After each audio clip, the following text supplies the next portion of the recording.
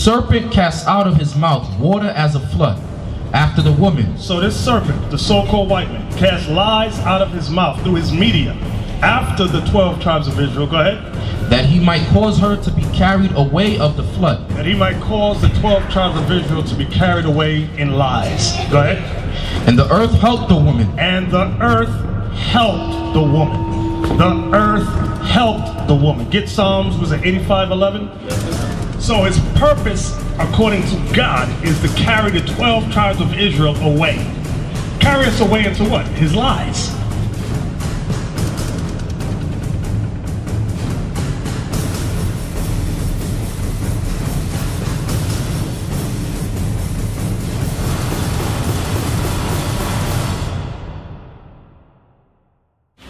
All right, what was the latest holiday? It is the destruction of Nicanor, right?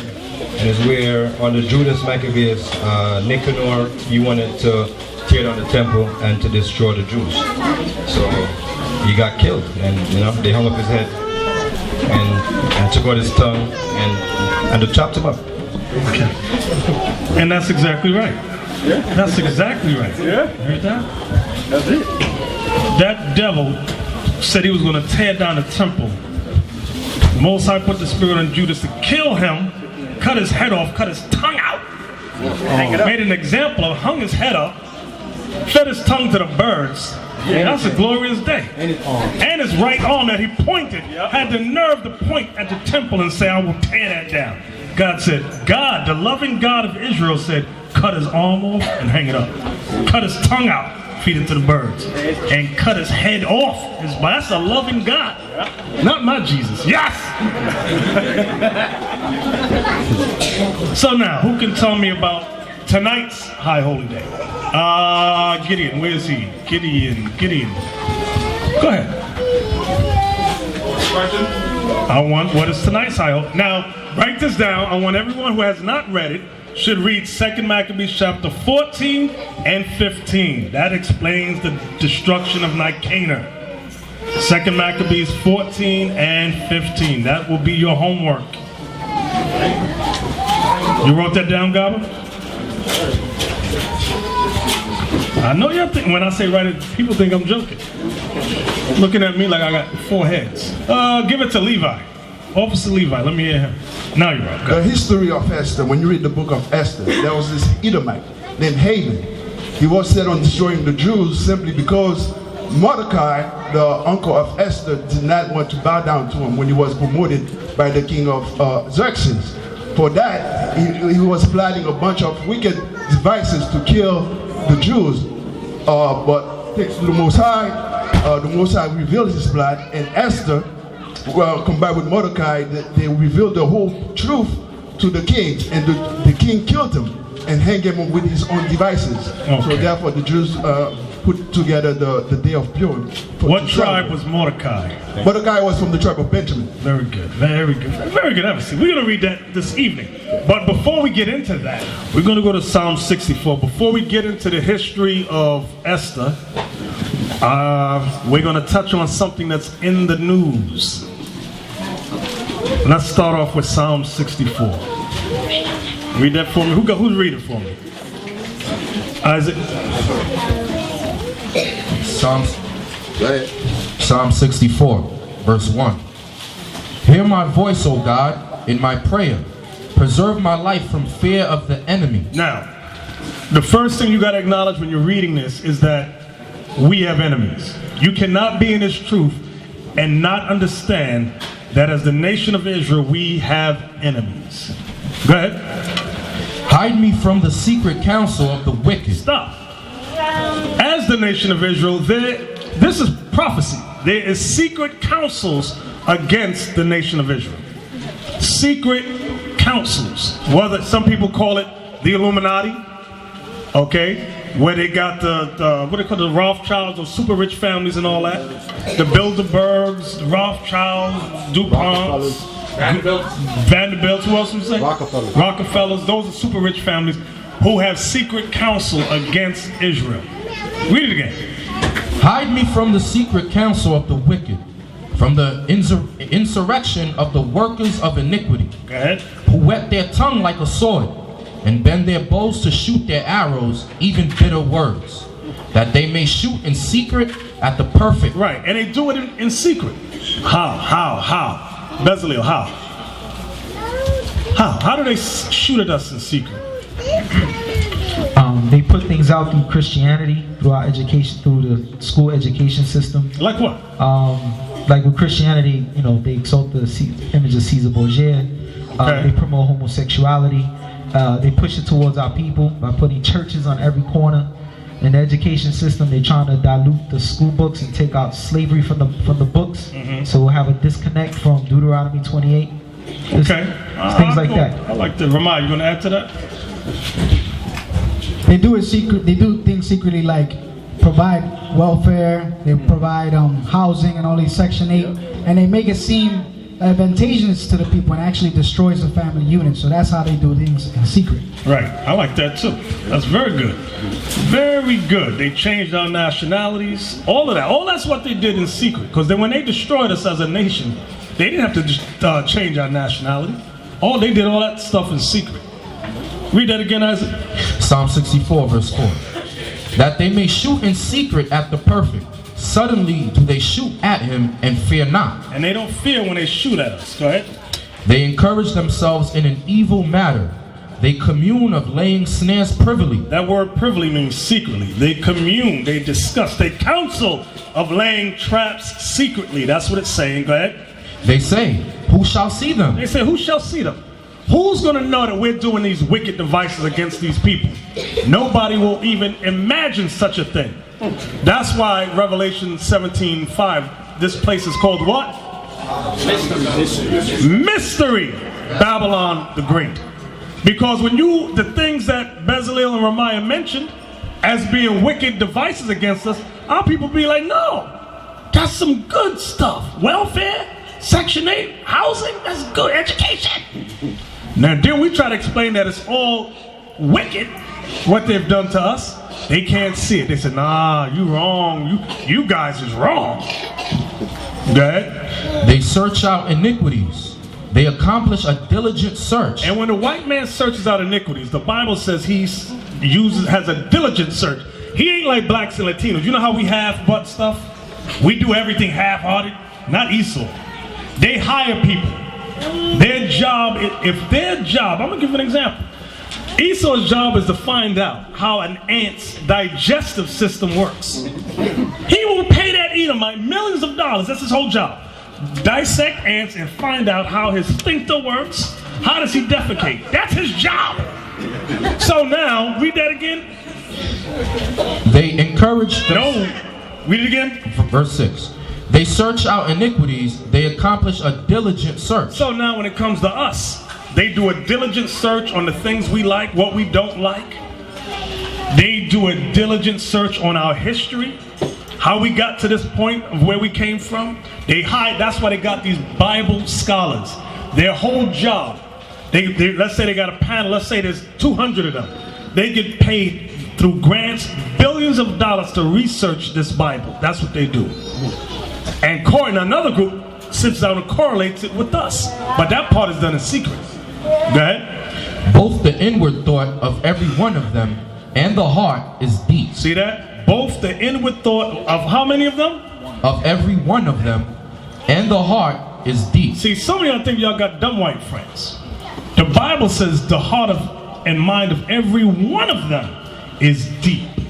That's why you mention a topic, your Edomite friend will be 10 steps ahead of you. You mentioned Jesus is black. The reason he or she says that's racist is because why? Let me see who's thinking. Why is the white man the first one to say that that's racist and wrong? Because they've done their diligent search, so they know that once, that's just the start of it, that once that comes out, that their destruction and that they're not superior to us is going to be brought out. That's it. That's it. They're 10 steps ahead. They say, because in their mind, the second you say Christ is black, their mind works like this. That means Christ is black, you're black, we destroyed your people, what's going to be the outcome for us? No, we gotta shut this down. Racist! and the whole audience turns to you, racist, racist. Now you feel, oh, I shouldn't say that. Yep. They're 10 steps ahead of you. And whatever topic, you mention a topic, they already got you 10 steps ahead. And to show you how deep they are, because that goes into what we were talking about last week, Pavlov and these psychologists. Mm-hmm. Okay, because what they've done, they have conditioned the audience. So anytime they hear that word racism, all of a sudden, they already been conditioned to shut you down. Mm-hmm. They've been tested. Is the mic on? Deep. Good. You know what they'll do also? They'll agree with you. They'll be slick and go, you're right, he is black. I believe what you believe. And they'll join your camp. Sit amongst you and start teaching the people in the congregation. Integration takes place. Then before you know it, it's a white congregation. That's what happens. That's what they do. Now, last night, I'm channel surfing and I come across the Trinity Broadcast Network. I always scan. I like to see what my enemies are up to. Yep. So I'm looking. And I see your friend and mine, Joel Osteen. Oh. And how him and his wife, I forgot his wife's name, she looked like Barbie with the big blonde hair. They put a lot of money into a certain thing on the History Channel called the Bible. So they were talking about how all these Christians, Edomites mind you, got together to do a new series on the Bible. Oh yeah, 5-part series. Starts next week. Yeah, right. So now they show it. So I had to look this thing up. Find the series. I want the Bible. Play it up here. I want everybody to take a look at it.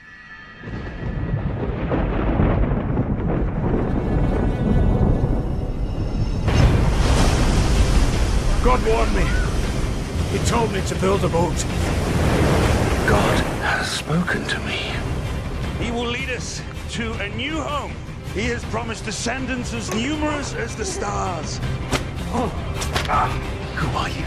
My name is Moses. God has set you free.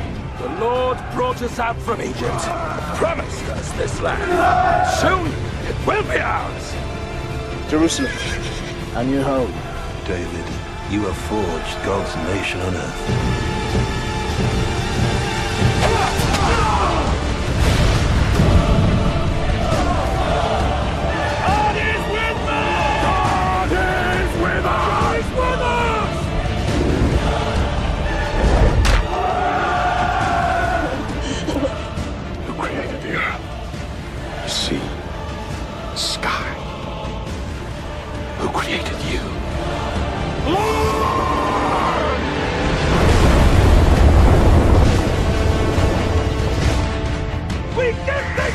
To the Lord! Jericho is ours!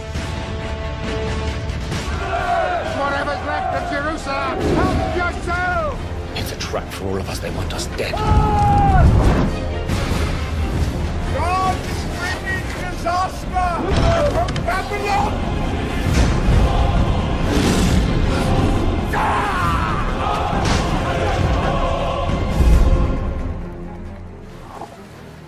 Lady, I believe your son is the promised king of his people. What is his name? Jesus. His name is Jesus. He said there was trouble. The people are flocking to this wild man, John. They think he's a prophet. Some even call him the Messiah.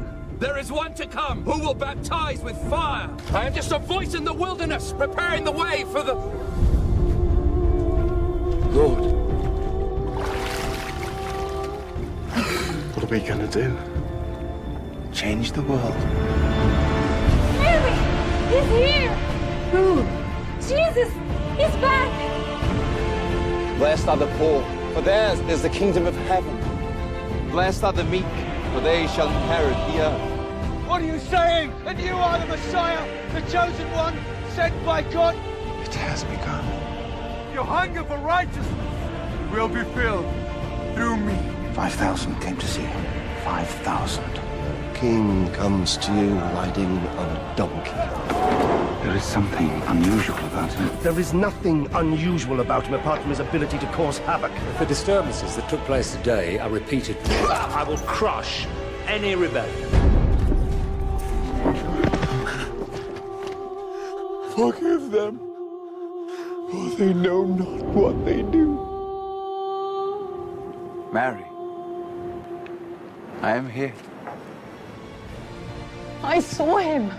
Mary, maybe it was someone else. He's back. Blessed are those who have not seen me and yet have believed. I am coming soon.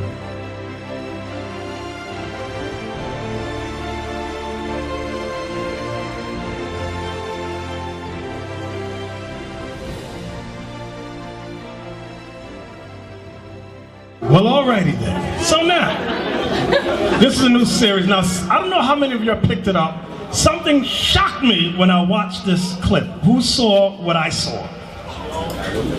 It was a person in this. Two people, actually. Nobody saw it? Yes, sir, please. The Egyptian. No, no, it's a person. There was two black guys. Egyptian. He was two black guys. And I saw one guy with dreadlocks. So I said, no. Now, I'm going to show you what they did. I want the next video, Bishop, whatever his name is. Watch the next video. They explain. Watch. Now, I'll pray this one plays right. Oh, wait, let's do this one. This is about Gabriel, the Archangel Gabriel. Watch this, because there was a black angel there, too. Watch this. Listen good. My name's Lonyo Engeli, and I play the guardian angel in the Bible.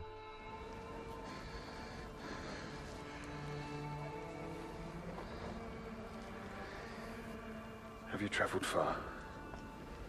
Yes, a long way. Abraham, where is your wife? Once I was on set, I met Mark and Roma, and they pulled me to one side and they said, "Oh, we realise you've got some tattoos. Please help us." Went this way. I said, "Yeah, there's one angel here. I've got the 7 archangels, there's 6 on my back and 1 down here." And he said, "So your name's Lonyo Engeli, you have the 7 archangels, and you're playing an archangel." And they looked at each other and they looked at me and they said, "You do realise this is meant to be?" And I kind of thought for a second. I thought, yeah, it's a bit coincidental, and I have to agree with me. I think it was meant to be.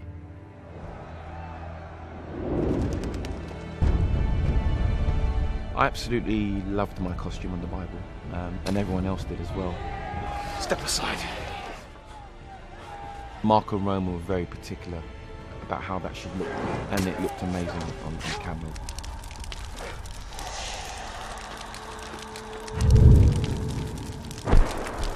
You are safe now. My favourite scene shooting the Bible has got to be the destruction of Sodom.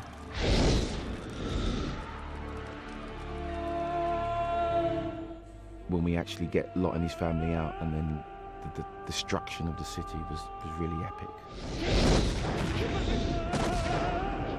Do not look back at the city of sin. Do not look back.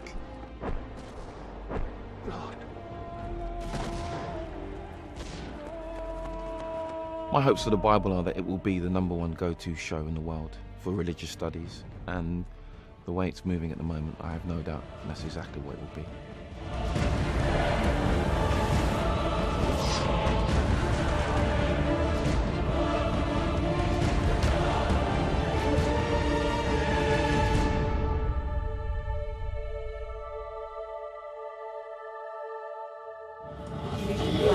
Okay, so now, that's part 2. We'll get to the next one in a few minutes. Give me Leviticus 19:28, please. The dude says, that Jake says, he got a tattoo of an angel on his shoulder and the 7 archangels tattooed on his back. So it's meant to be. Yeah. Shows you how everything the Bible says don't do, Esau says, oh, that's a sign, it's meant to be so. Can we read that real quick? Leviticus 19, verse 28. Ye shall not make any cuttings in your flesh for the dead. Here it comes. Nor print any marks upon you. I am the Lord. So now, you may say to yourself, they got a black guy playing an angel. Why ain't you happy at that? I ain't happy. Now, can we show some images from Russian icons?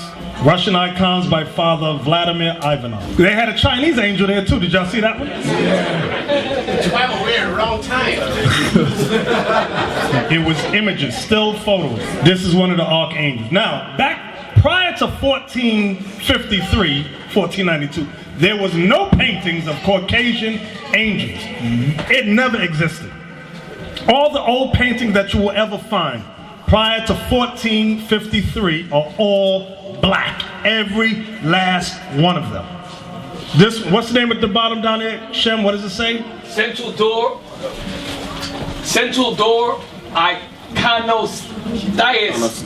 Anastasis, left above, Archangel Gabriel of the Annunciation. That's the Archangel Gabriel, the one that came to Mary. Black! Always been black. Okay. Can you call the scripture and read it for us? Where we going? Ezekiel 1. Yep, I want to end that one. Go to Ezekiel chapter 1. Yep, verse... To the point? Or I want the point. 7. Verse 7. 7 down to 9, right? Yep. Okay. Get Ezekiel 1, 7 through 9. Ezekiel 1, verse 7. And their feet were straight feet. Talking about the angels, go ahead. And the sole of their feet was like the sole of a calf's foot. Right, because in those, if y'all see those ninja boots, they had the split, the shoe had a split in it. Go ahead. And they sparkled like the color of burnished brass. And the angels sparkled like the color of burnished brass, means brass burned in a furnace. Yep. You can't get a white boy out of that. You gotta explain it. Burnished brass means brass burned in a furnace, like Revelation 1:14 says about Christ. Exactly. It's the same meaning. Go ahead. And they had the hands of a man under their wings on their four sides. And they four had their faces and their wings. Their wings were joined one to another. They turned not when they went. They went every one straight forward. As for the likeness of their faces, they four had the face of a man, and the face of a lion on the right side, and they four had the face of an ox on the left side. They four also had the face of an eagle. So they had four, these angels had four faces. But the point we wanted was a face that looked like a man, was like burnished brass. That's what we wanted out of that. Somebody sent me a video this week about the video we put out, the soldiers video that they were rebuttaling it, saying Nate, Satan, and the Son, trying to mock us. But here you got these crackers putting up millions of dollars, and that thing, besides all the what do you call it, albino apes in there, that thing is bad. Exactly. You got the facts. I ain't hear a peep from Israel. Exactly. I don't hear a mouse fart. That you're right. You don't hear nothing. Exactly. But the minute we try, and our stuff compared to their stuff, they got a whole camera crew and effects studio and this and that, and we trying to put something together, and they come down on us like we Antichrist, like we saying Christ got 3 heads and all that. Like exactly. It's amazing. Their whole mission, their whole mission is to just be the devil that the Bible speaks of and stop the truth. That's it. That's it. They're not even worth mentioning. And it's amazing, because like you said, Josiah, like they call black people crabs in a barrel. That's exactly right. As soon as we try to do something to uplift our people, the first ones we gotta fight is dumb niggas on the corner. First one, dumb niggas on YouTube. No, you're not supposed to. And they call themselves Israelites. They're the first enemies. Before Esau opens his mouth, they sat back in council. Our slaves will do the battle for us. Just sit back and wait. Yep. Here comes dumb Negro coon. Ah! And a black woman. Ah! Stop!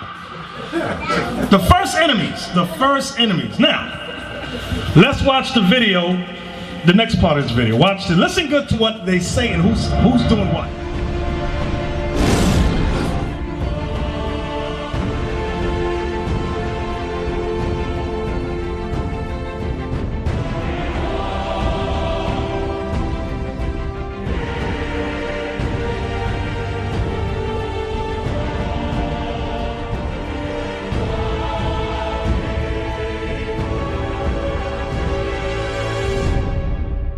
We actually get an opportunity to see the real Samson, not just his physique and his strength or what have you, but we really get to look at the spirit man. You know, we get to look at Samson discover his definitive purpose in the last minutes of his life.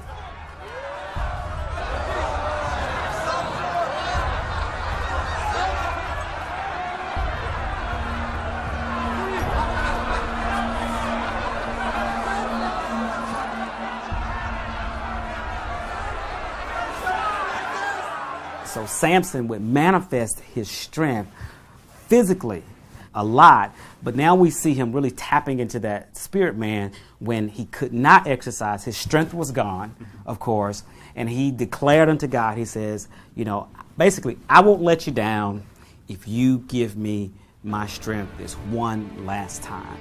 If I am yours, remember me now.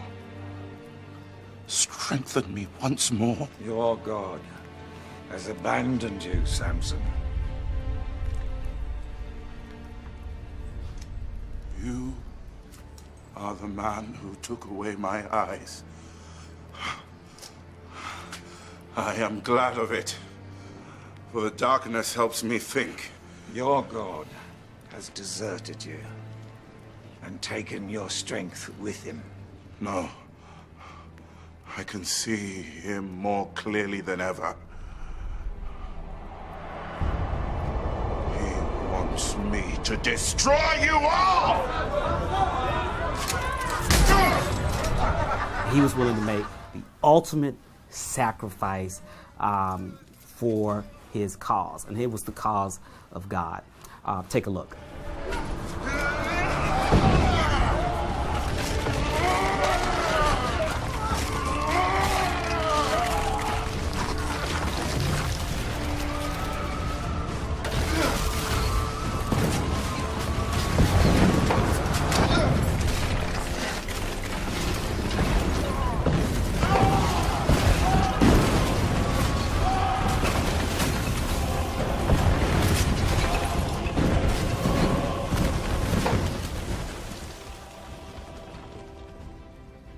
I know we read about Samson in terms of his strength and, you know, how basically he was such a conqueror and, you know, just beating up on the Philistines. But now we see Samson tap into his spirit man, where he really begins to see what God's purpose was for his life.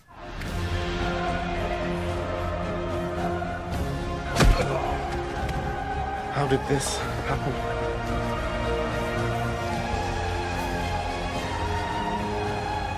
What are we gonna do? Change the world.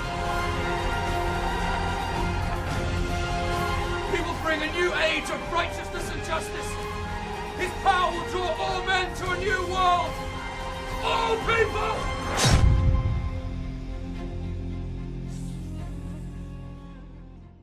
Well, alrighty then. Now, I'm gonna see who's thinking. Can we get a chance to see the real? Let me see who's thinking. The effeminate boy that spoke on Samson, what did he not mention? Abiel. Tapping into the fact that he's black. Right. He never mentioned in the interview that Samson was portrayed black. He said when we see the real Samson, we see the spirit man. So he just omitted the fact that they put him as black. So now some of you right now, women too, brothers, sitting there going, you ain't never happy over nothing. You got a black Samson, ain't you satisfied? No, I ain't satisfied. Huh? There's something that y'all missed. Tell us, because we're not gonna get it. No. Y'all gotta work your brains. No. Y'all gotta work your brains. I want the brain cells to work. Because I'm sitting here looking at it, and I know what I saw. I saw other pieces of the movie. I retained certain information about other pieces of the movie. Come on, man. Somebody else try it. Get the mic in the back room. The mic in the back. Then pass it back up to Zephaniah. I want him to try it. Come on, Zeph. Since you got a microphone, go ahead with it. Caesar Borgia said we're going to change the world. Okay. Change history. All right. Wait a minute now. Yeah, but that's not what I'm thinking. But you mentioned Caesar Borgia. Listen, what else? What else? Levi? When you look at the Philistines, they were not black, they were Edomites. Okay. That was another one. One more, then I'm going to just give it to you. Now I'm going to let it go. Give it to Hananiah. They never mentioned he's an Israelite. Well, no, that's not it. They had Mary as what? What nation was Mary from? Okay, they had other people playing in the movie as white people. Why did they have Samson as black? That's what y'all missed. Why did they have him as black? See, this devil is the devil that the Bible speaks of, because the message behind it. The message behind it. Like we read, he's tense. The thought of every one of them is deep. I'm sitting out here looking at it saying, nobody gonna get this. Nobody gonna get this. And a lot of people going in the movie talking about something like you said earlier. Be happy that he's black. You missed the boat. Listen to this. When Samson messed up, because what did he do? He messed up with the Most High, right? So the whole point is that when people do bad, that's when they're with blackness. He had all of the rest of the people in the movie as Mary and all that as white folks. But whenever somebody's doing something against the Most High, they got him as a black person. And he died. And he died. Y'all understand that? Like that those movies y'all see with Negroes. Who the first one to die? The black man. So they said, okay, if we're going to pick somebody to be black, make it Samson. Right. Because that nigga got killed. Y'all get the point? Esau think he's slick. See, I know some of y'all still sleep. Y'all don't understand what we're bringing up. Even though we explained it. I know some of y'all going, I don't get it. I get Yes, Apari. For those of us who are old enough to remember the original movie, the Bible, we all know that we're all Edomites in there. That's right. Talk about Psalm 64, being crafty. Right. Why are they coming out with this now when the younger generation is naive to the fact of who they are? Right. They try to put them more to sleep. Why? Because we're bringing out more of the truth. They're feeling the heat. So they had to come out with this production. Now he picked that. He's waking up there.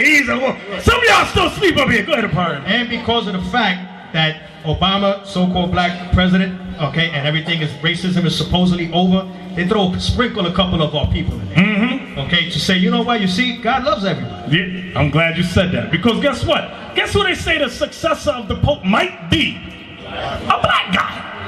Then they made a black man the head of the Southern Christian, remember we saw it a couple of months ago? Southern Baptist Church, they put a black man. Then racism broke out on campus and nigga ran. So Esau is very crafty. Esau is very slick. They sprinkle, like the party says, sprinkle some coons, colored coons around to black angel. Look, we got a black angel and Samson is black. You Negroes should be happy. But like Aparium said, it's only coming out now. I'm gonna tell you, he said it. He said it. It's only coming out now because the truth is going in the earth. See, a lot of you think, y'all don't realize the effect we, the Israelites, are having on society. This movement is not insignificant. Damage control, right. Damage control. Now, can we get the image of from the unknown catacombs? Like I said earlier, there were never any Caucasian images of any Israelites in the Bible prior to 1453, which was the beginning of the Renaissance era. Now let's look at the unknown catacombs. There's a book called The Unknown Catacombs. That book right there by Antonio Ferrua. He went throughout Rome into the catacombs and took photos of what he saw on the walls. Right here. Here's a picture done in the late 1300s, early 1400s of Samson fighting the lion. Look at him. Look at his skin color compared to his clothes. Black. I gotta say something. All the ancient archaeologists always been of the Israelites black. What are you gonna say? I got to say something because I'm not confident that y'all all caught the point about the movie that we just saw, the piece of the movie. The point that I was making is that if you're gonna have Samson as a, when you read in the scriptures, have you ever read of anybody turning black because of what they did against the Most High? No. Talk to me. No. Nobody. So if Samson was black, what is the rest of the nation of Israel supposed to be? Right. So why the hell did these bastards put him as black then? That's the proof of what I'm saying. Yeah, I call them bastards. The Most High call them bastards in the Bible. Zechariah 9:6. You're right. And you notice how they conveniently didn't show a part where Samson was killing all those people. If they stuck to their thing and they would have white people, it would have been showing him killing thousands of white people. Right. Go to the next photo. This is the reason why he maintains a dominant control over the media. Because his hope is to offset anything that goes against the quote-unquote status quo. Anything that they pushed in their educational system or whatever, in religion and everything, their media supports it. So if there's any voice that's going to speak against that, he wants to make sure that he has the bigger voice with his media. Yep. You understand? That's the purpose of these movies. It's that flood that we're reading about in Revelation. We're going to read it right now. Let's read that, about that flood. Revelation 12 and 15. Let's read about this thing. Revelation 12. Now, like Deacon Ithon said, that's damage control. Put a black Samson. Why? Because the truth is coming out in this earth. It's all on YouTube. That's why the Edomites did videos saying we got to shut the Israelites down. That's why for the past 5 months there was a campaign to shut down every Israelite YouTube page out there. Ours was getting hit we couldn't put nothing up. We put videos up with no audio just to test, and they shut us down. Just the logo went up, they shut us down. Y'all remember that, don't you? Yes, sir. I can't hear you. Yes, sir. Watch this, Revelation 12:15. Yeah, Bezalel. And YouTube went against their own privacy policies with that. Like that was like they broke their own rules to get us off. Exactly. So, like Bezalel said earlier, these Edomites will pump. Like I said, Joel Osteen and all them white ministers are affiliated with. You had black ministers like that effeminate boy you saw put their money behind that thing. We come together, do one little how long was that video? 3 minute. 3 minute video, we caught flack. Oh, you guys are over the top. What are you doing? From fellow Israelites. Yep. Haters. Envy, crabs in a barrel. You know how many black actors could get together and do a movie better than that one that they're about to put out and have the real characters as black. But no, oh no.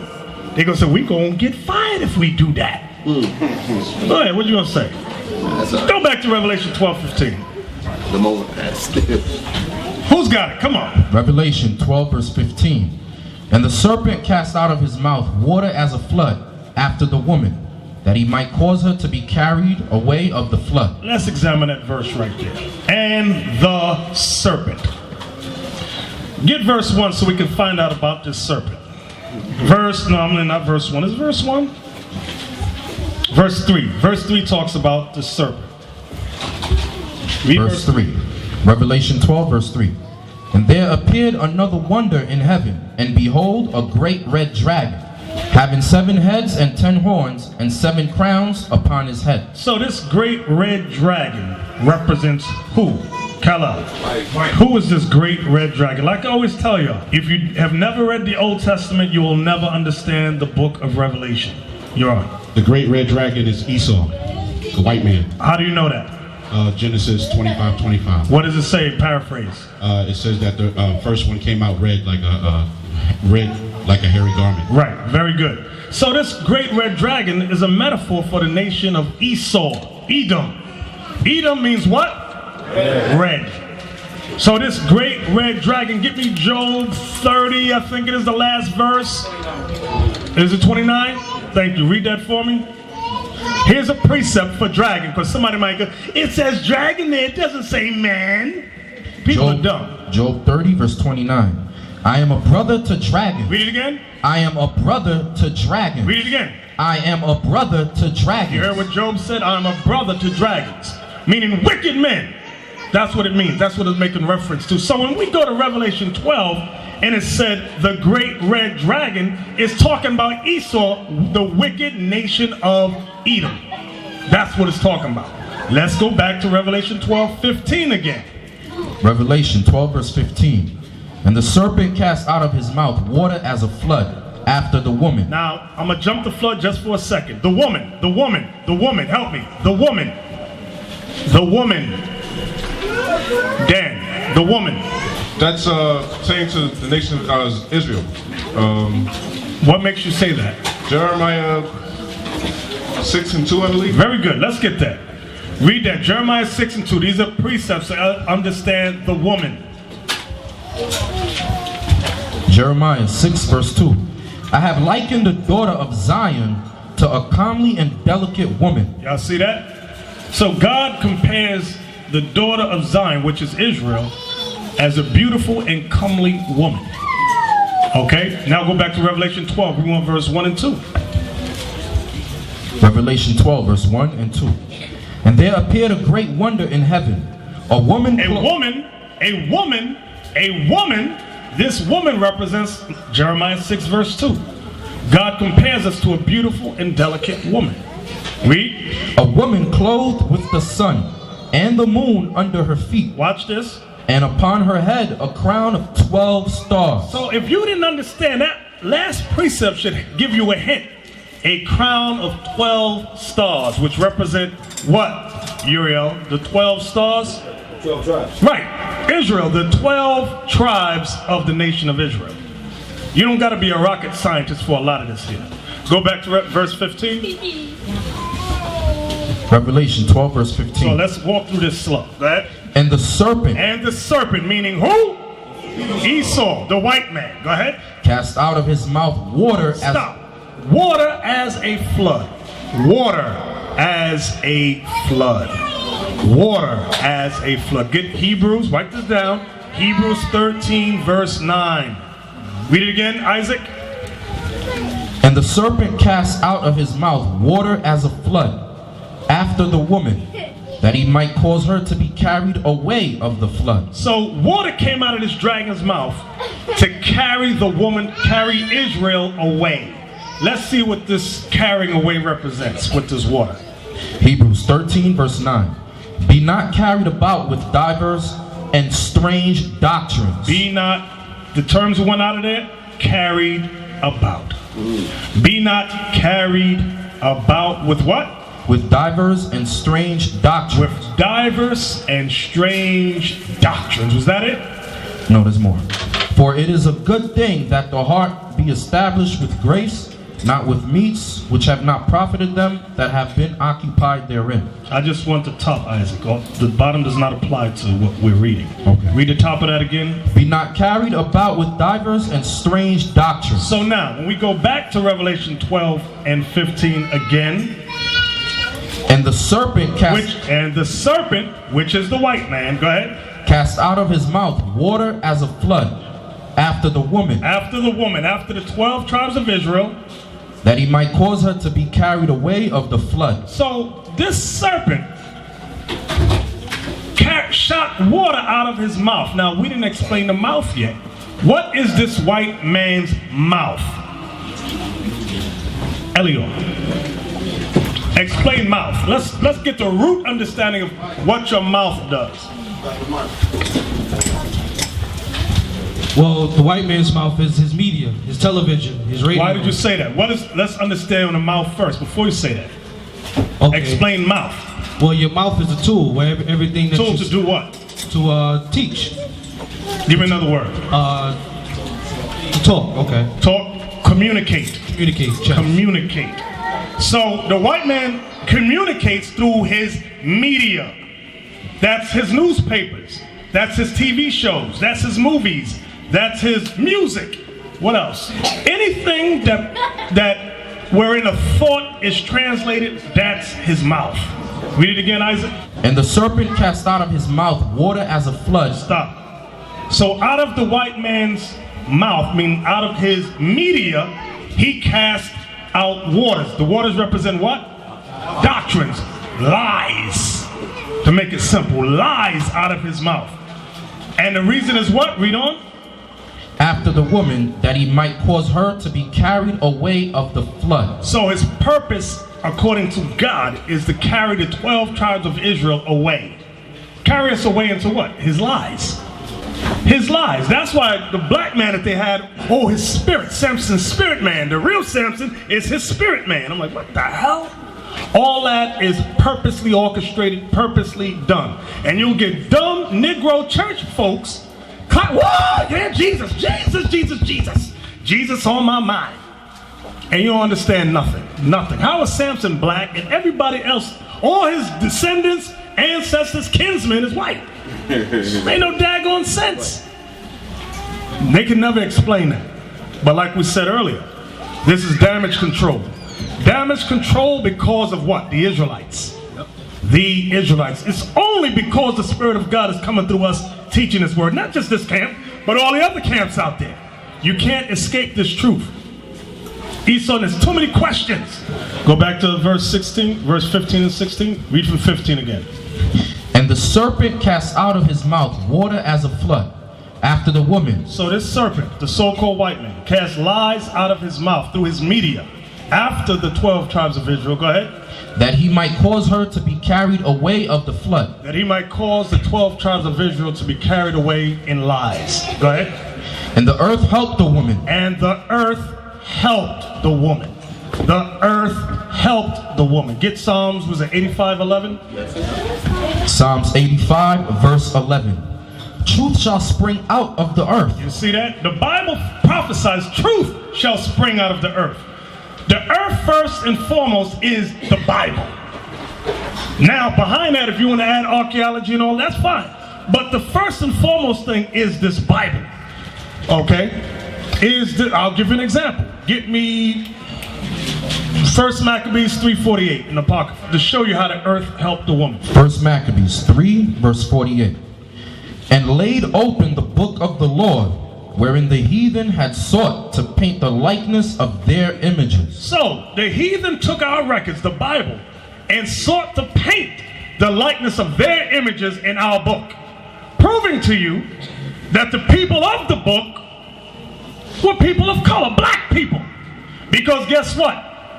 Who was the people that stole our records in the book of Maccabees? The Greeks. If the Israelites were so-called white people like you see in Israel today, why would they need to paint their images in there? Because they say, oh, the people in the book is white, we white too, we ain't got to do nothing. Exactly. See how elementary that thing is? So they had to change everything. That shows you the trickery and the psychology games that they've played on us, because it seems like they have destroyed our process of common sense. We hear things like this and the brain cells still don't pick up. If he's going to go into the Bible and put his images in there, that should tell you that his images don't belong in there. That's right. So what images were in there? Black people. That's right. I gotta say it that way, because if I say people of color, they're gonna think I'm talking about some rainbow right. somewhere. You're absolutely right. I gotta say black people. So Chinese people? Right. Black people, niggas, so you can understand. I gotta say it that way. Let's get some more on the earth help the woman. Song of Solomon 1:5. Let's get that. Song of Solomon. King Solomon, son of David, forefather of Jesus the Christ. It's me, man. You gotta say forefather of Jesus the Christ. There you go. Let's see what he says. Song of Solomon 1:5. This is the earth helped the woman. Song of Solomon 1, verse 5. I am black, but comely, O ye daughters of Jerusalem. So just that one verse right there. Because a lot of times we take things for granted. A lot of y'all, we know that verse, oh, it's nothing. You don't realize the impact that one verse has on our people who don't know. They're like, what? That's in the Bible? And guess what? They take that back to their ministers. Their ministers take it back to whoever they fellowship with. And then now Hollywood got to sit back. We need damage control. 100%. Let's get some more. Give me Job, the prophet Job, another forefather. Job 30:30. I gotta say this. Y'all gotta understand the deepness of how this beast works. I want you to read that scripture, but I gotta say this. Every once in a while we talk about movies. Are y'all listening? I need y'all to pay attention. Every once in a while we talk about different movies that come out. And some of us, we make the point that these movies are not out here. Understand this. The movies that they produce in Hollywood and all that, none of them were meant to actually entertain you. The white man don't give a damn about entertaining you at all. Thank you. He don't give a damn if you drop dead. He ain't if he's trying to rob you and exploit you, what the hell make you think he's trying to entertain you? He's not interested in entertaining you at all. His whole reason for putting out these movies is to test, to see where your mind is at. Listen to me well. He puts these movies out there to see where the people's thinking is. He tests the reaction of the people. Once he found out that the people are thinking one way as opposed to another way, then he goes back in his think chambers and say, you know what? We need to put a little bit of more work in this area to put them back on target. It's like the Adjustment Bureau that we talked about. If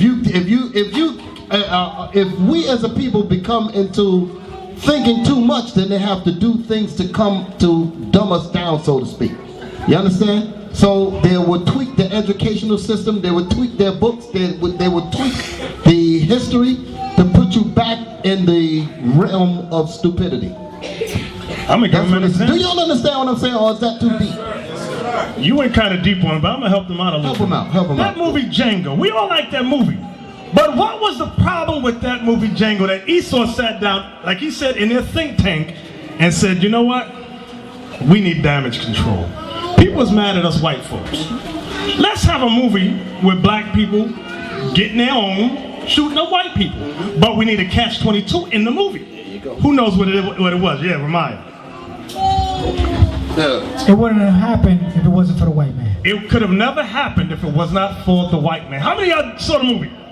Remember Dr. King Schultz? The nice white man. The nice white man. Django was nothing without the white man. That's the subliminal, did I say that? I messed up the word. Subliminal message. He couldn't shoot without the white man. I'm going to go a step further. I'm going to show you how subliminal the message was. That a lot of y'all fell in love with the white man. Yeah. Say it again. They went over there. I know. Listen, they ain't fooling me. I know they looked at that and they said, damn, the cracker got killed. Yep. And they didn't like that damn thing. Y'all didn't like that thing. They was wiping, they had the tissue out. Dr. King He was such a good white man. He helped the black man get his revenge. Yeah, I was talking to Officer Malachi. I said, then the movie could have been better. He could have killed the white man who trained him. If they would have did that, Negroes would have had a heart attack. He would turn and say, yeah, now thank you for helping me find these people that did this. Now boom. Blow him away. But, yeah, that's enough. They would have just said he was ungrateful. Right. Yeah, ungrateful. Exactly. So, can we read Psalms? Negroes with a ball. Psalms. Job 30 and 30 about how the earth helped the woman. Job 30 verse 30. My skin is black upon me. You hear what the prophet Job said? My skin. Because somebody go, oh, that's his condition. He said my skin! You dummies! Because you be on the street, you read that. Our people the first one to yell out that's his condition. Right. And he's telling you my skin. Like we can't read. This is 2013. Right. Eyes can read now, master. I don't need you to interpret for me no more. But I'm gonna go a step deeper. We're gonna go a lot of steps deep during this class because we realize that the mind of the Negro has been in serious peril. Okay. They would read what you just read out of Job. My skin is black upon me. That's crystal clear, easy to understand. Don't take a lot of thinking. And then they still have a problem, but it might not mean that he's black.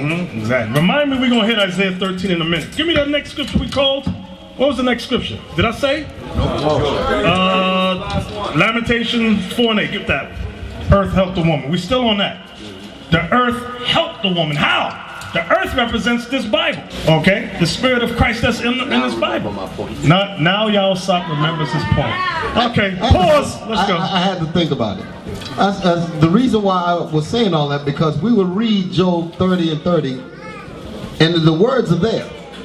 But when you go to Revelation, you don't read nothing about Christ looking white at all. But yet we still talking about, oh, he's Jesus. We still say Mel Gibson is Jesus. That was the point. Okay. Passion of the Christ. Passion of the Christ. That thing. Negroes in the damn theater crying. Yeah. Lamentations 4 and 8. Come on. Lamentations 4 verse 8. Their visage is blacker than a coal. Their appearance is blacker than a coal. Give me Jeremiah 14:2. Their appearance. You want to know? The Most High God is a mastermind. Go ahead. What are you gonna say? Could Mel Gibson appearance be blacker than coal?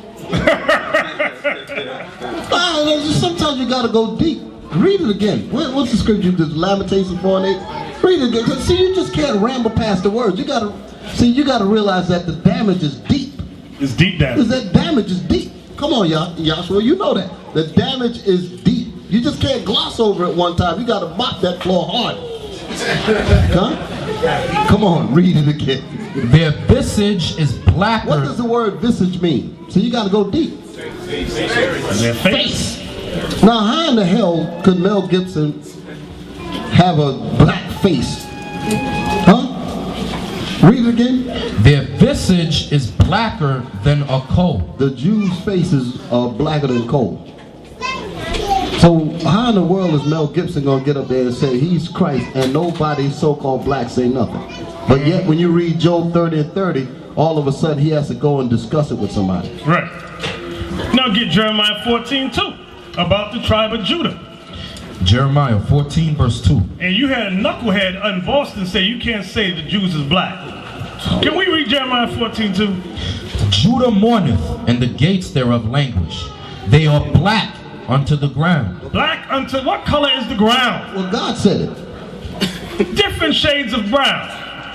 The deeper you dig, the darker it gets. God tells you what Judah looked like. Then you got a knucklehead. No, you can't teach that. That's racist. Shut up, you idiot. I'm sorry, I gotta do it again. I gotta do it again. Y'all wanna hear some racism out the Bible?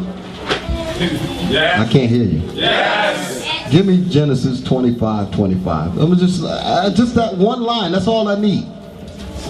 Genesis 25:25. Just the one line. I ain't gonna be long. Just a minute. Not even a minute. Couple of seconds. Listen. Come on. Genesis 25:25. Genesis 25 verse 25. And the first came out red. Stop. Why would God point out this baby's color? I don't think y'all heard me on that. Why would God cause this baby's color to be mentioned? Because he's racist. That's why he's telling you. He said, I'm letting you know I'm bringing in a new race. That's what he's saying. Read it again. And the first came out red. No, he came out psychedelic. Came out red. He came out all colors. Came out red. He came out clear. Came out red. God wants you to know who he is. That's why he's telling you what he looked like. Exactly. Now, in case, because you get some people that try to be clever with their study of the English language, and some of them will confound you. Because we speak Ebonics, as they say. They try to say your English is not very good. Your vernacular is horrible. So then they try to confuse you to say, where it says Judah's black into the ground, it don't mean that. Job, my skin is black, it don't mean that. Then they say Solomon, don't look what he say, I am black, doesn't mean that. Let's get Acts 21. I'm sure how God is. The Most High says, you know what? The white man might be 10 steps ahead of my people, but I'm a light years ahead of the white man. Is it Acts 21? You know what I want. 21 and 37. And as Paul was to be led into the castle, he said unto the chief captain, May I speak unto thee? Who said, Canst thou speak Greek?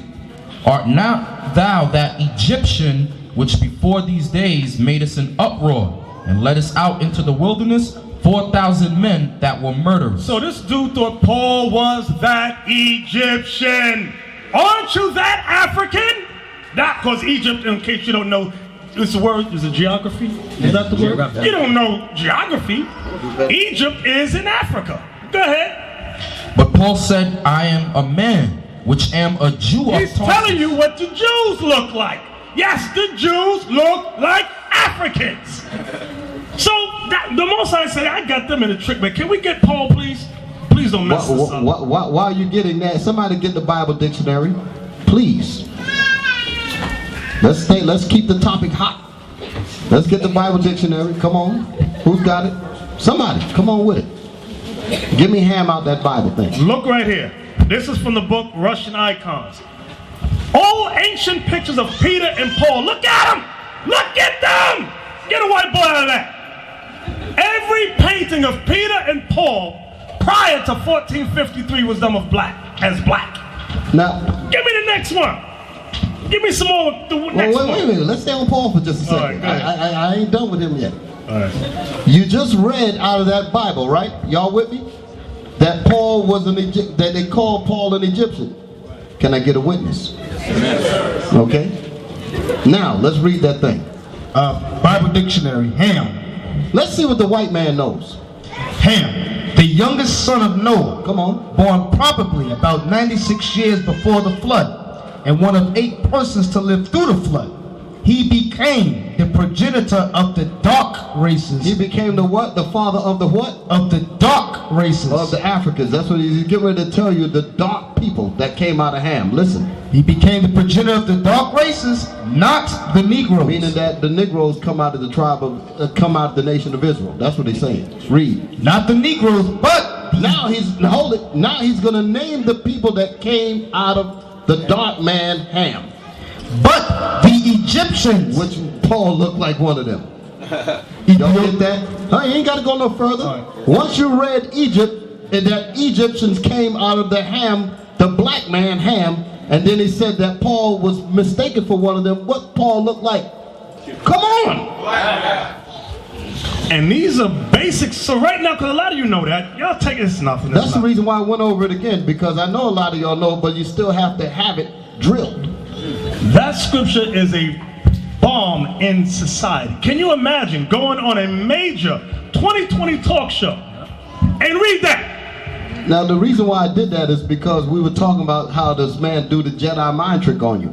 Tell you that you don't see what you're not really reading what you're reading. Right. But here you got the Bible saying that Paul looked like an Egyptian. Then you're gonna get the white man's records that tell you that the Egyptians are black. What's left? Exactly. I hope y'all understand that. So Hollywood, like Bezalel said, phone calls are made every day about the Israelites. Every day. Now they sat down in their think tank, they did a movie, they said, let's make Samson black. Oh, I didn't show you John the Baptist. John the Baptist is a white boy with dreadlocks. I had to laugh when I saw that thing. I just emailed an image of Nefertiti being black. Okay, you got it? Yeah, zoom in on the right. See the image right there on the right? Right, y'all see the Egyptian woman on the right, Nefertiti? Look at Adam and Eve. You can't zoom in, Amon, to the right? No, they mess with Adam and Eve. It's all touched up. I want that black one that Paul looked like. That one right there. That jet black Nubian right there. She is black as the background. The hell is that? She's that. Her shadow's made of tar. The hell is this? But Paul was mistaken for one of these people. So the Most High got it all covered in the Bible. Because if you let Esau do that Jedi mind trick on you, that doesn't mean that. You go to Acts, what they going to say now? Right. What are they going to say now? Let's get some more. Give me Daniel 7 and 9 about the Most High. Daniel 7 and 9. Let's see what God. Somebody might get stupid. There ain't no mention this color in there, but it's going to mention something else. You're right. It don't mention God's color, but it does mention something else. And by mentioning this something else, it's going to tell you its color. Daniel 7, verse 9. I beheld till the thrones were cast down. So Daniel saw in a vision all the kingdoms on earth cast down in World War III. The Valley of Jehoshaphat. Read. And the Ancient of Days did sit. And he said the Ancient of Days, having no beginning of days, no end of days, did sit. If he sees him sitting, you gotta have a body to sit down, right? Because dummies say God don't got a body, but Daniel says he's sitting. Go ahead. Whose garment? What is what? Whose garment? And if he had a garment on, he has a what? A body. For these dumb Christians that say God don't have a body. So what do they mean the Bible don't talk about images? You have to imagine what you're reading. Exactly. You tell the clowns in Boston that.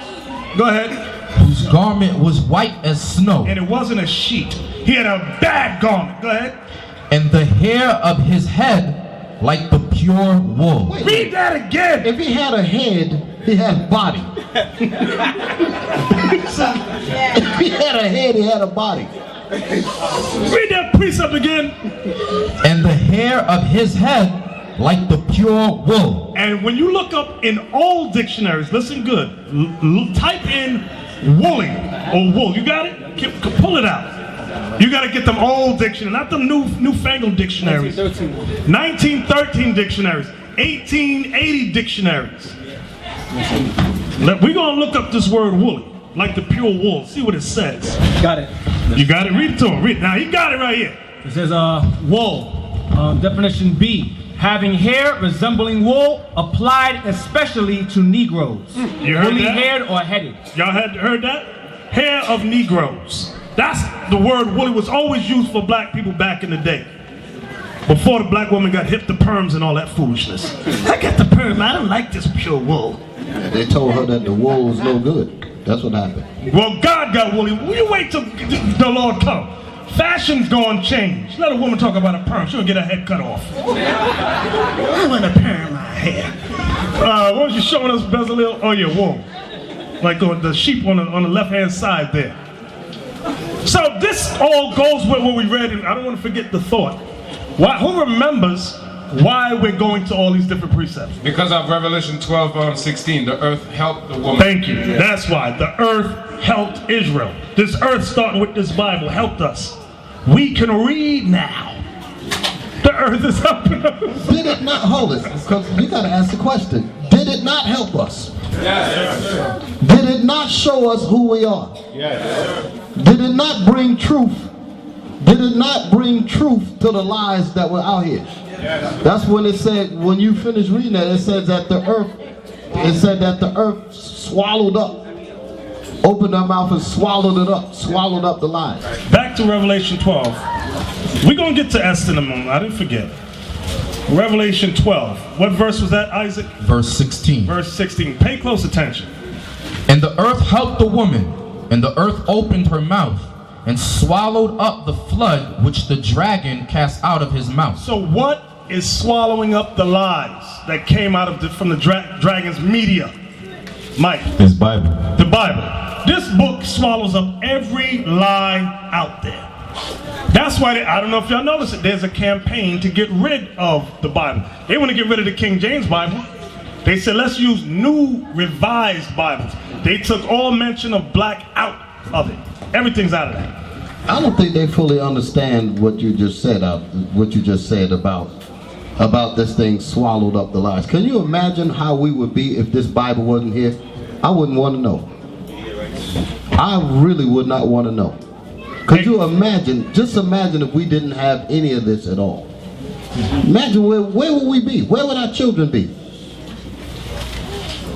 Exactly. Now, Isaiah 13. I don't think they're not thinking on that. It might take you a few minutes just to meditate on that statement. I know a lot of us in here, we still stuck on that low self-esteem. We really don't see our importance. Like we read in Psalm 64, it says how the wicked shot arrows at the what? What was the word used? Perfect. The perfect. And a lot of you right now, you read that word perfect and said, that's not us. That's not us. That is us. Because guess what Romans 8 says? Can we read Romans 8 real quick? I'm going to show you why it says we're perfect. Why God calls us perfect when we repent. Is it Romans 8 and 1 I want? Is that it? I'm just shooting from the hip. Isaac, read that. Romans 8 and 1. Romans 8 verse 1. There is therefore now no condemnation to them which are in Christ Jesus, who walk not after the flesh, but after the Spirit. That's why Psalms called us the perfect. When you repent of your sins as Israel, there is therefore now no condemnation. None. Most High look and say, what are you shooting at my people for? They're perfect before me. Why? Because of the sacrifice of Christ. That's what makes us perfect in the eyesight of the Lord. Now give me Isaiah 13 and 1. Isaiah 13 verse 1. Listen good. The burden of Babylon. What is Babylon? America. Read. Which Isaiah... Wait, you know, because you get dummies that say Babylon is Iraq. But guess what? To let you know this metaphor, is there any nation today currently named Babylon? Huh? No. Even ancient Babylon has been renamed Iraq. Letting you know in the spirit this Babylon's talking about someplace else. I'm going to do better than that. Come on. I'm going to do better than that because the elder said something in the beginning of the class, in the very beginning, to let you know that this Babylon is not talking about that Babylon over there. Let's see who remembers. In the very beginning of the class, let's test the retention in our minds. It's Officer Solomon. How do we know? Come on with it. He made reference to Revelation 17 and 5 when America is called Mystery Babylon the Great. See, that's my man. Yeah, that's my man. That's my man. He's in the spirit. He's in the spirit. What is mysterious about ancient Babylon? Talk to me. Everybody knows where that's at. All you got to do is open up a book and they'll tell you where it's at. Right. Come on, I can't hear you. Everybody knows where ancient Babylon is, so there's no mystery to that. The mystery is that the United States of America is Babylon. And the first thing that comes, the reason it's a mystery, Because this man, our enemy, feeds us, educates us, clothes us. He does everything for us. And our people say, he's good to us. But are you kidding me? You inherit $1 million. I give you a quarter of your money and say, here's some welfare. You look at me like I'm God. I'm so great. But meanwhile, I got your $1 million. I'm the devil the Bible speaks of. This mystery thing, I'm gonna say this, I'm gonna be quiet. I'm gonna be quiet. This whole thing about Babylon being the mystery Babylon over there in the east, when I first heard the preacher say that, I was staring at the television like, this man is crazy as hell. How in the world is he going to say that the ancient Babylon is the Babylon that the Most High is talking about in the Bible, that Babylon the Great? Could somebody please, just one scripture, give me Revelation 11 and 8, please. Revelation 11 and 8. Because I had understanding of this scripture when I heard this preacher speak this. He's trying to tell people that Babylon the Great is ancient Babylon. Iraq, that's what I meant. He tried to say it was Iraq. That was the word. Trying to say it was Iraq. Somebody read that, please. Revelation 11 verse 8. I want y'all to listen. Come on. And their dead bodies shall lie in the streets of the great city. And the Israelites shall lie, the dry bones, so you're going to understand. I'm putting these precepts together so you don't have to work your brain up too much. And the dead bodies, the Israelites, the dead bones shall lie in this valley of death called America. Come on. Which spiritually is called Sodom and Egypt. Listen, this great city, Babylon the Great, is a spiritual Sodom. Is a spiritual Sodom. America is homosexual heaven and lesbian paradise. This is it right here. Come on. Which spiritually is called Sodom and Egypt. And it is also a spiritual Egypt. This is not the actual Sodom and Gomorrah, is it? But it has the spirits of Sodom and Gomorrah right here. That's right. And this is not the spiritual Egypt. This is not the actual Egypt, but it has the traits of Egypt. What is the traits of Egypt that America has? Besides the dollar bills and the symbols and all that, what is the main one? Ruben. Israel was made slavery in Egypt. So it was made slavery in America too. That's why it's called spiritually called Egypt. Do y'all understand that? Because the Israelites were held in bondage here just like they were held in bondage in ancient Egypt. Y'all understand that? That's the reason why. So, if they were trying, this preacher was trying to say that Iraq is Babylon the Great, and then I'm reading that part in there where it says Sodom, I'm like, well, wait a minute. They execute homosexuals in public. Right. They don't practice that kind of business over there. They put them to death out in the open streets. Boom. They didn't want the American military mingling when they went over there. Cause that's when I learned about it. When they had that war over there with Saddam Hussein and all that, when they went to send the troops over there, they said, listen, we want to keep your men on the base. We don't want them messing around with our people. They telling them that. They said, we don't want your military people mingling with the people in our town. We don't like the way you conduct yourselves. That's what they were telling them. Y'all didn't even know that, did you? Who knows about that? Come on, talk to me, man. Give me some military experience. Don't let me sit up here and be just talking. I was in Desert Storm the first one. See, now that's what I'm talking about. You got eyewitness accounts. Come on, drop it. And as soon as we liberated Kuwait, they wanted the Marines and the troops out immediately. You hear that? They didn't want us to have nothing to do. In fact, we would say, damn, we just liberated them, and that's how they're treating us. They wanted to give us Rolexes and everything and get us out. See that? All right, so what he's saying is actually true. Okay. It's confirmed. See? All praises. Go ahead, brother. All right, Isaiah 13 and 1 again. Isaiah 13 verse 1. The burden of Babylon. So now we understand about Babylon. That this Babylon that Isaiah is talking about is not Iraq. It's going to prove it as we read down. Which Isaiah the son of Amoz did see. So this is a vision. Go ahead. Lift ye up a banner upon the high mountain. So Babylon is also the high mountain, meaning the highest government, the great government. Is Iraq the greatest government on the planet Earth? No, when Iraq speak, people don't listen, they laugh. They walk out of the National Assembly when he won. What's that dude's name? Eminem and that? Whatever that dude's funny. People be walking out when he speaks.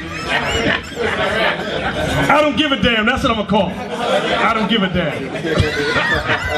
I like that. That's his name. That's his new name. I don't give a damn. Read that again. Lift thee up a banner upon the high mountain. So the banner is the Bible.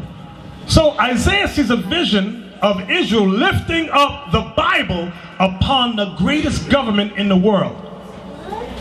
Go ahead. Exalt the voice unto them. And the teachers are exalting the voice unto them. Go ahead. Shake the hand. When you shake the hand, what are you doing? You're reproving, you're correcting someone. Go ahead. That they may go into the gates of the nobles. That's what we are seeing now. People had to go to the gates of the nobles and say, listen, you have to face these Israelites. They're saying the people in the Bible is black. So they sat down in a think tank and said, we ain't got to face them yet. Just put Samson black, Archangel black. Right, exactly. That's what they do. They're careful about how they react. Exactly. They don't want to go too rough because too many of you might wake up. So they got to be subtle. Exactly. Drop a little bit here. See how many people react. Oh, too much? Change it a little bit. Exactly. Tweak it. I'm telling you, that's how they get down, bro. Right. And the spirit behind it all, when they put blacks here, certain movies and positions, it's all a spirit of what? I'm going like this for a reason. Unity. We could all come together. Anybody see the latest trend of movies like TV shows? You got Psych. You got damn, there's a lot of cop shows that popped in my head. I can't remember now. Law and Order, Burn Order. Not Law and Order. It's always a black and white theme. There's a white cop and there's a black cop. Always black, Django. Black guy, white guy. Ebony and ivory. All that is it's a smoke screen to deceive people. And people in the churches sit there and go, see, we can all get along. And we're going, no, we can't get along because they got a trick up their sleeve. And your grandmama's, baby, you too young. Just rest your brain, baby. What's wrong with you? Grandmama, they trying to kill us. You just going crazy, baby. So now, read that again, verse 2. Isaiah 13, verse 2. Lift thee up a banner upon the high mountain. Exalt the voice unto them. Shake the hand that they may go into the gates of the nobles. That they may make that phone call. That's what Bezalel was bringing up. That phone call about those Israelites. That's why even in Django, that's the first American movie that where they showed the actual yoke of iron with the hooks on it. Other ones just have the collar. But this guy, Tarantino, said, you know what, let's make it more real. Why? He said, I heard these dudes on the street. They had some images and pictures. Let's use those. That's what they did. Tarantino sat in a lot of those think tanks too. I don't know if y'all check out a lot of the movies that they make. A lot of the Natural Born Killers, he was part of that. Yeah. That movie that we were talking about, y'all didn't know that. He was part of Natural Born Killers. That man is not dumb. So now, let's go. Let's get off that. We got a little bit more, just a little bit more time. We have 30 minutes. I'll give us 30 minutes. Go to Esther chapter 1. Esther chapter 1. Now, this history, right, Levi? This history of Esther, whose real name is what, Levi? What's her real name? Hadassah. Hadassah. Why they call her Esther, Levi? Because of Easter. Because of Easter. That was a Persian name for the goddess of fertility. They changed our names to fit into their societies. But her name, her real name, was Hadassah. Come on. Esther 1. Esther chapter. Actually, we're going to start in the Apocrypha chapter, because that's where it begins. Go to the Apocrypha. Esther chapter 11 is the beginning of the book of Esther. The book of Esther chapter 11 in the Apocrypha is the beginning of the history of Esther. That's where it begins. Book of Esther chapter 11 verse 1. In the 4th year of the reign of Ptolemaeus and Cleopatra, Dositheus, who said he was a priest and Levite, and Ptolemaeus his son, brought this epistle of Purim, which they said was the same, and that Lysimachus, the son of Ptolemaeus, that was in Jerusalem, had interpreted it. In the 2nd year of the reign of Artaxerxes the Great, in the 1st day of the month Nisan, Mordecai, the son of Jairus, the son of Simei, the son of Kasai, of the tribe of Benjamin, had a dream. Who was a Jew and dwelt in the city of Susa, a great man, being a servitor in the king's court. He was also one of the captives which Nebuchadnezzar, the king of Babylon, carried from Jerusalem with Jeconiah, king of Judea. And this was his dream. Behold, a noise of a tumult, with thunder and earthquakes, and uproar in the land. And behold, 2 great dragons came forth ready to fight, and their cry was great. And at their cry all nations were prepared to battle, that they might fight against the righteous people. And lo, a day of darkness and obscurity, tribulation and anguish, affliction and great uproar upon the earth. And the whole righteous nation was troubled, fearing their own evils, and were ready to perish. Then they cried unto God, and upon their cry, as it were from a little fountain, was made a great flood, even much water. The light and the sun rose up, and the lowly were exalted, and devoured the glorious. Now when Mordecai, who had seen this dream, and what God had determined to do, was awake, he bare this dream in mind, and until night by all means was desirous to know it. So now, that's the beginning. Now let's go to Esther, the regular Esther, after Nehemiah. So it begins with a dream of 2 dragons fighting, and a little fountain became a flood and destroyed the dragons. By tomorrow evening, we're going to figure out what the dream means. We ain't going to figure it out tonight. Come on. Esther 1:1. Esther chapter 1, verse 1. Now it came to pass in the days of Ahasuerus, this is Ahasuerus, which reigned from India even unto Ethiopia, over 127 provinces. Because the Persian Empire was from Ethiopia unto Persia. Go ahead. That in those days when the king Ahasuerus sat on the throne of his kingdom, which was in Shushan the palace. Now you see what it says from India even unto Ethiopia. The Persian Empire was what race? Leon. Elam, India. That was their race. Go ahead. You know how some of you West Indians love them daggone East Indian girls? Leave them alone. But go ahead. In the 3rd year of his reign, he made a feast unto all his princes and his servants, the power of Persia and Media, the nobles and princes of the provinces being before him. When he showed the riches of his glorious kingdom and the honor of his excellent majesty many days, even 180 days. And when these days were expired, the king made a feast unto all the people that were present in Shushan the palace, both unto great and small, 7 days in the court of the garden of the king's palace, where were white, green, and blue hangings, fastenings with cords of fine linen and purple to silver rings and pillars of marble. The beds were of gold and silver, upon a pavement of red and blue and white and black marble. And they gave them drink in vessels of gold, the vessels being diverse one from another, and royal wine in abundance, according to the state of the king. And the drinking was according to the law. None did compel, for so the king had appointed to all the officers of his house, that they should do according to every man's pleasure. So there was a law in Persia where you could not compel anyone to drink. Go ahead. Also Vashti, the queen, made a feast for the woman in the royal house which belonged to the king Ahasuerus. On the 7th day, when the heart of the king was merry with wine, he commanded Mehuman, Biztha, Harbona, Bigtha, and Abitha, Zethar, and Carcass, the 7 chamberlains that served in the presence of Ahasuerus the king, to bring Vashti the queen before the king with the crown royal, to show the people and the princes her beauty, for she was fair to look on. Now this is why you need to. Now Bezalel, can you you find me some Abiel? Find me some pictures of East Indian women.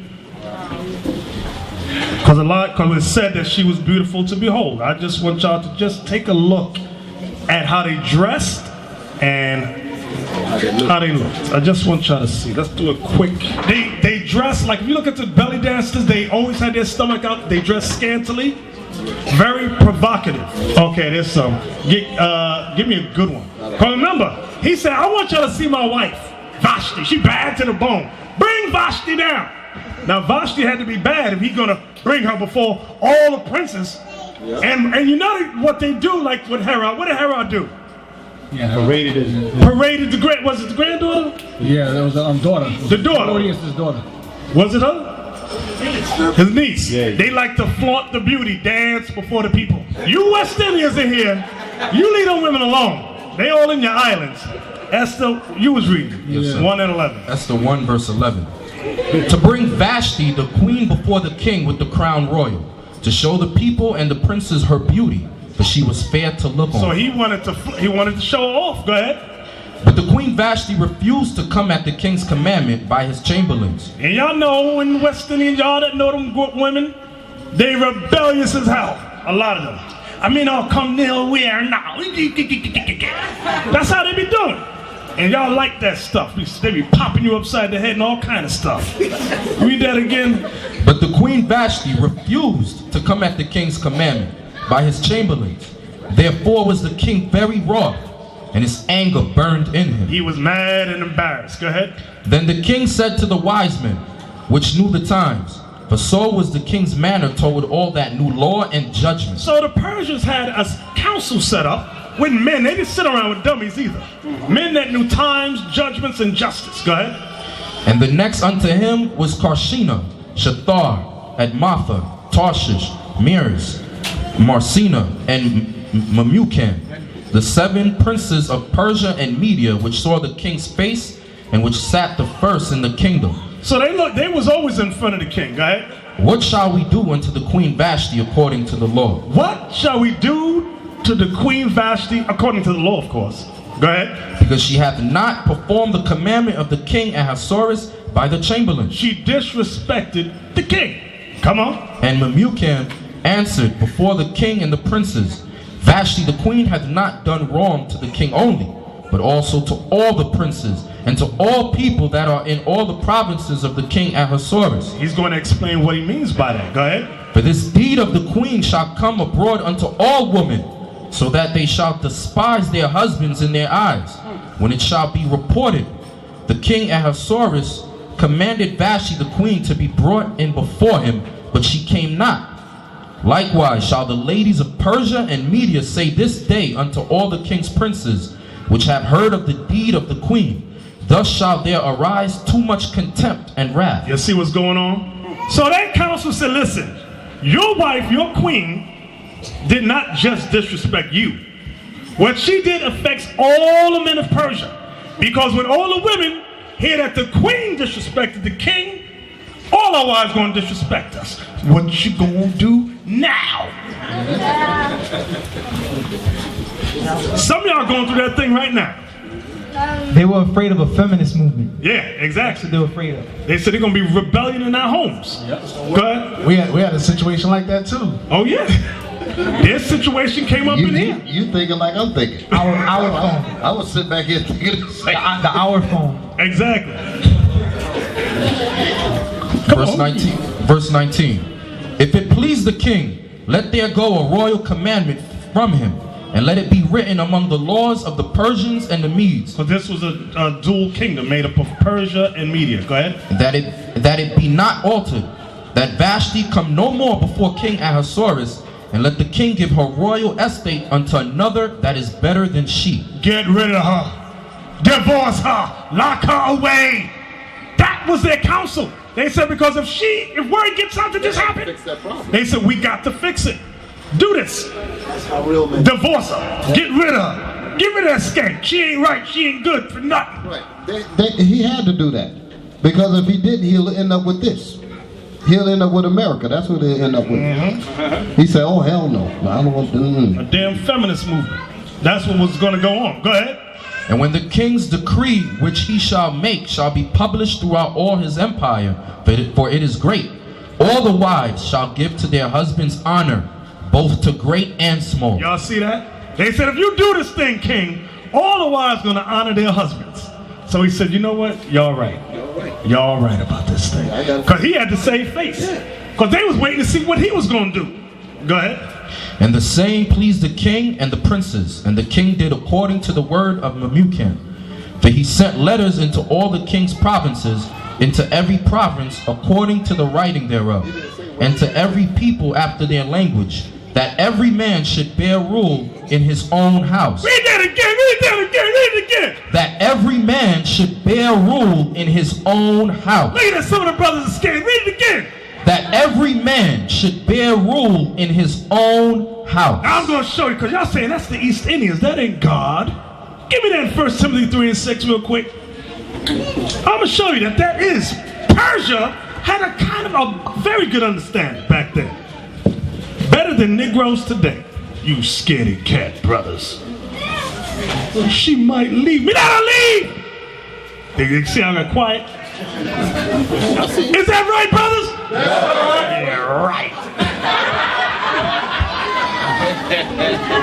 The wives looking in the window. Yeah. They all look in the window. No, you gotta sit down on the mic. Sit down on the mic. Now that you're chatting, Come on, 1 Timothy 3:6. 1 Timothy 3, verse 5. Verse 6. Verse 6. Not a novice. No, I'm sorry, maybe you was right. It was a 5? 5, thank you. For if a man know not how to rule his own house, how shall he take care of the church of God? Do y'all hear that? If you can't rule your own house, you cannot take care of the church of God. You cannot be a leader in the Most High's army. You can't. You're too weak. You're too soft. You're too wet. But her stuff is good. So I'm sure Vashti's stuff was bad. He had to get rid of the hoe. He didn't care how good she looked. To be the queen, you had to be the top, best looking one out there. But see, he had to have in his mind, he said, but I'm the one that picked the queens. He had to be a step above her. He said, well, you the queen, you bad and all that, but I'll get another one. That's right. That'd be better than you. Now you got Beyonce singing that. You might not know about me. Right. What's that song she got? Irreplaceable. Irreplaceable. The woman telling you she gonna replace your ass you behind. See, it's supposed to be the other way around. He saw her all the way back then. This whole world, this whole kingdom is upside down. You got men crying for women, falling on the ground. The hell is this? Let's go. Where we going now? Did I say where we going? Go back to Esther. No. Give me Ephesians 5:22. Is that what I want? Is it 5:22? There you go. This what happened. Wait. Hold it now. You gotta set it up. And I know ASAP over there working on something deep. He's quiet. He was too quiet, so I know he's dealing with something hard. What you got, brother? What is it? Go ahead, ASAP. Bring it out. Come on. I heard the elder speaking about the woman being rebellious. And there was a story in Brooklyn last week about a Jamaican woman running her mouth to her husband, saying she ain't taking care of the house no more, she ain't doing no more chores, and telling him that they need to split up. The husband cut her head off. And told the cops when the cops got there I had to do it. She wouldn't stop running.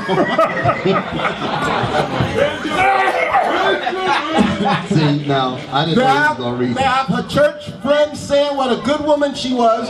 But when you read the article, the people in the neighborhood tell you that she was telling him over and over, I'm not cleaning the house no more, I'm not taking care of this. You can go be with who you want, I'm going to go be with who I want. And the man cut her head off. The police said when they came there, her head was halfway up her body. Damn. She was one of those church women talking about, now I'm married to Jesus. He said, okay, I'm going to kill you. I'm married to Jesus. You will see him now. Yeah, you're going to see Jesus right now. I'm going to introduce you to him. Now go marry him. You go marry him now.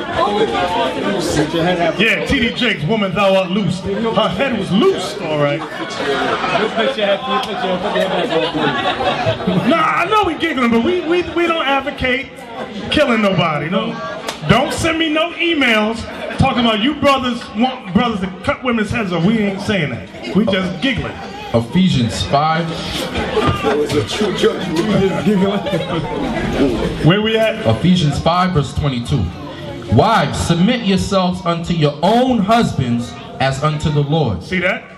So this church woman, like I tell y'all, these church women, these Christian women, they despise that. What we just read, the few verses we read, they hate that thing.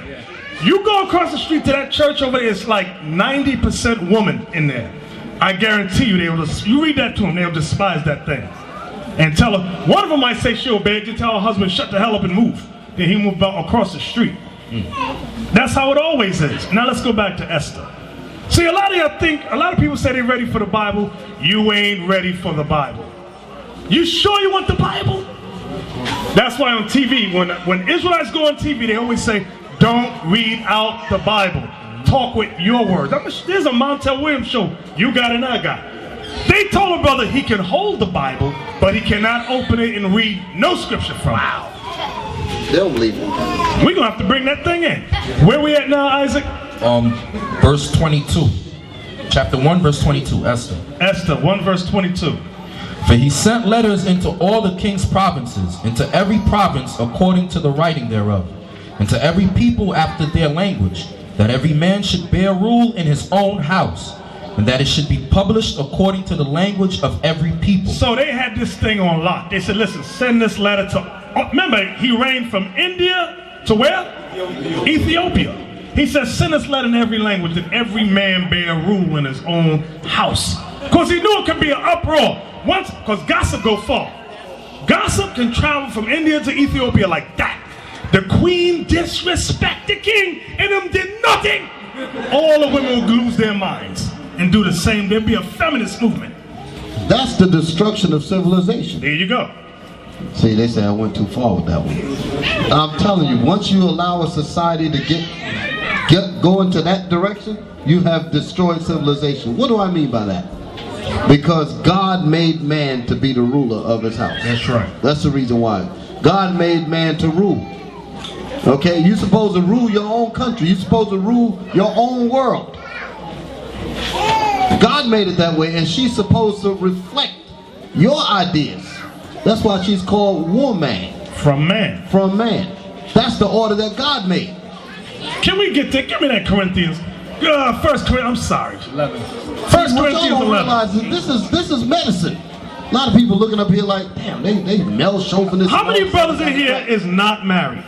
Raise your hand. Oh, wow. Oh, damn. Spin the camera around. Spin the camera around. All you single brothers. Because you're going to meet women. You're going to meet women. I'm going to tell y'all, Passover is going to be a lot of sisters there. But guess what? Just like y'all coming out of the world, these sisters going to come out of the world too. And they say, oh, I want me an Israelite man. He know the Bible too. But I don't know if I can really get down with all that wife submit yourself. Let me test that nigga. I gotta test it. She gonna test you. I gotta say something though. I gotta be careful how I say this. I want y'all to listen. Our women, listen good. Our women are looking for men to really show them how to be women. Do y'all understand what I'm saying by that?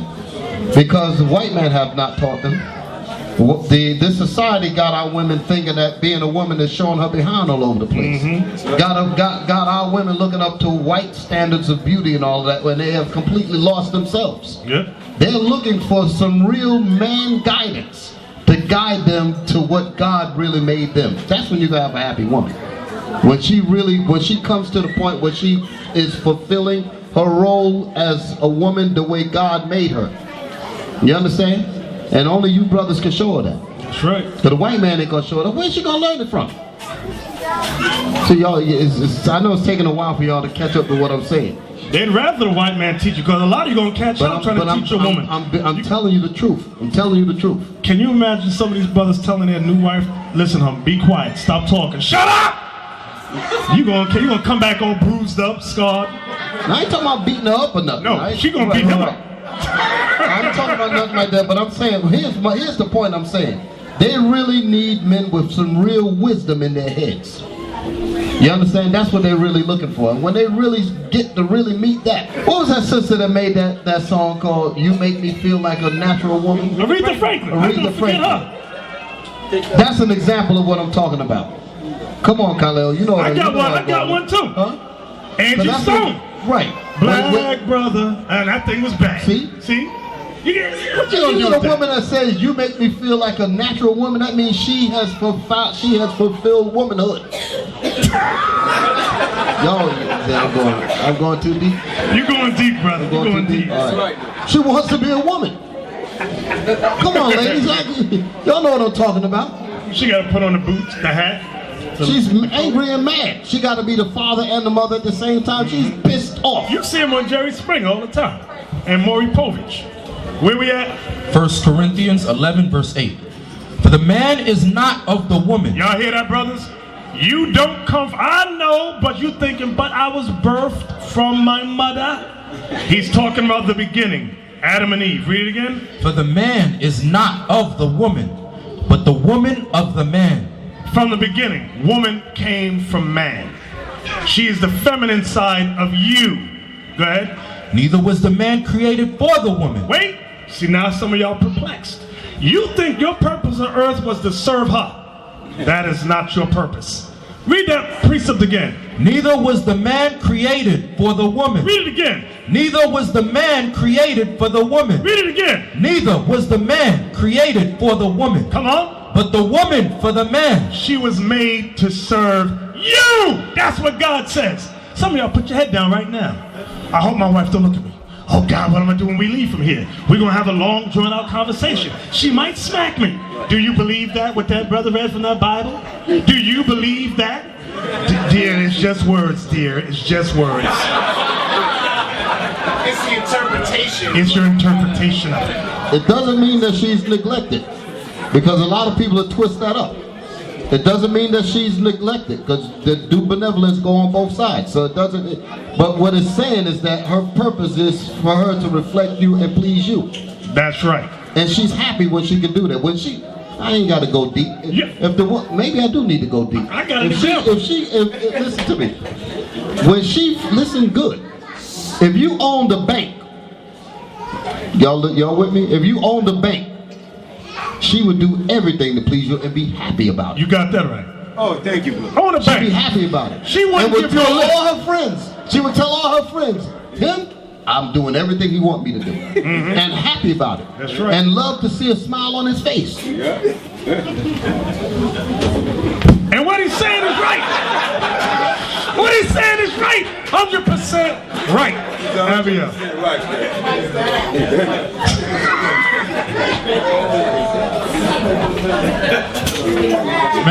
Men, we're supposed to take care of the Lord's, what the Lord requires of us. And the women are supposed to take care of their Lord. There you go. They didn't hear what you said. Say it again. They didn't hear that. We have to take, as the men, we have to take care of what the Lord requires of us. We're supposed to take care of the Lord while the women take care of their Lord. Did y'all hear that? Well, Now, where was we at? I say something, Elder? Yeah, single brothers, y'all listen up, man. You know, a lot of y'all gonna marry sisters. I want y'all understand. Even in the truth, sisters ain't fully repented as yet. A lot of them gonna have that independent spirit when y'all just hook up, that rebellious spirit. You understand? So, even in that itself, it's gonna take time to fix. All right. So y'all don't think it's gonna be better roads if y'all go marry one of these sisters. You understand? They got demons just like you. You understand? All right. Exactly. Now, where was we at?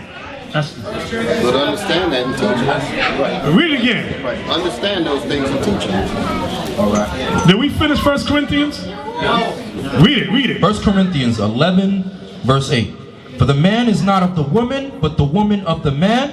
Neither was the man created for the woman, but the woman for the man. For this cause ought the woman to have power on her head. That was it, Isaac. Thank you. So now, that's what God says. Let's go back to Esther. Did we finish Esther 1 yet? Yep. What time is it? All right, we got 10 minutes. Esther chapter 2. Chapter 2, verse 1. After these things, when the wrath of King Ahasuerus was appeased, he remembered Vashti, and what she had done, and what was decreed against her. Then said the king's servants that ministered unto him, let there be fair young virgins sought for the king. Go ahead. And let the king appoint officers in all the provinces of his kingdom, that they may gather together all the fair young virgins unto Shushan the palace, to the house of the woman, unto the custody of Hegi, the king's chamberlain, keeper of the woman, and let their things for purifications be given them. Let me ask this question. Now, when they sought these virgins for this king, you think any of them was trying to run away? No. They were all happy. They were all fighting to be chosen. Yep. Why? Because the king was handling his business. I'm trying to make the point about earning the bank. His man is rolling deep in riches and all kinds of stuff. Yep. All the women want to please him. Right. My point is when you brothers get yourselves together, your woman coming back to you, straight up. That's the point I'm making. As long as we had this boy mentality, that's the reason why they following who in their mind the real man, the white man.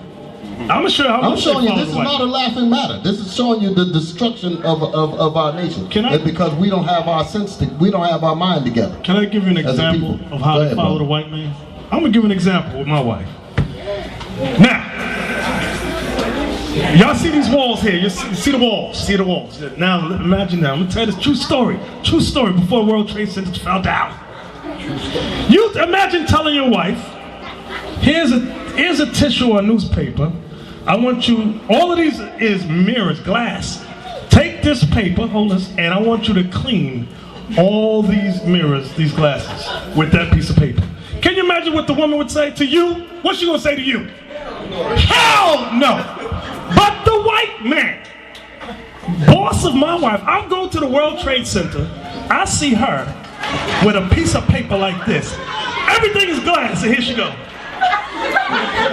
And I stood there for about 15 minutes at the top of the stairs looking down. I walked down the stairs, I said, you have got to be kidding me. You are cleaning all, she got to clean all of it. I said, you gotta leave this job. Now that's servitude for you. That's some servitude. I said, what the hell is this? White man say it, they jump and they'll do it. Yep. That's some horror right there. That's exactly right. You heard what he said? The last word is the word that I want y'all to catch. That's horror. Because that's supposed to be done for you without a problem. Mm-hmm. You understand? Crazy. Where we at in Esther? Verse 4. And let the maiden which pleaseth the king be queen instead of Vashti. And the thing pleased the king, and he did so. Now in Shushan the palace there was a certain Jew, whose name was Mordecai, the son of Jair, the son of Shimei, the son of Kish, a Benjamite, who had been carried away from Jerusalem with the captivity which had been carried away with Jeconiah king of Judah, whom Nebuchadnezzar the king of Babylon had carried away. And he brought up Hadassah, that is Esther, his uncle's daughter, for she had neither father nor mother, and the maid was fair and beautiful, whom Mordecai, when her father and mother were dead, took for his own daughter. So Mordecai was her what, in reality?